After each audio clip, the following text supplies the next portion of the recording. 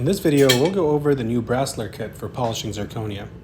We'll start with the straight diamond to separate the zirconia crown from the block. You always want to cut away from the crown and into the block to avoid any damage to the crown. Once separated, we'll smooth out the stump and make sure that it's flush with the rest of the contours.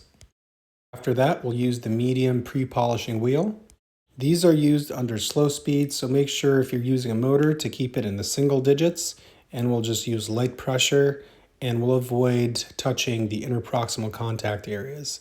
Also try to avoid catching the margins as it will throw your crown around the room.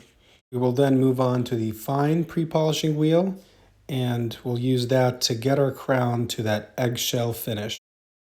You can see before polishing the crown looks like this, and after pre-polishing it'll have a eggshell shine to it. We'll go ahead and put the crown into the speedfire, and when it's out we'll start the post-polishing.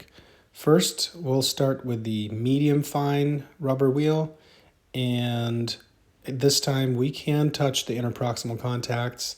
Again, we're using slow speed here, but slightly faster would be fine.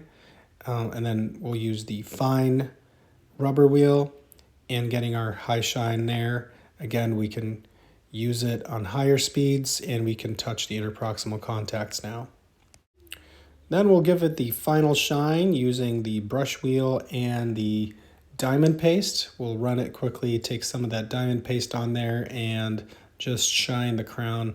We can use it on higher speeds and we can definitely touch the interproximal contacts. And this is how it looks like when it's done.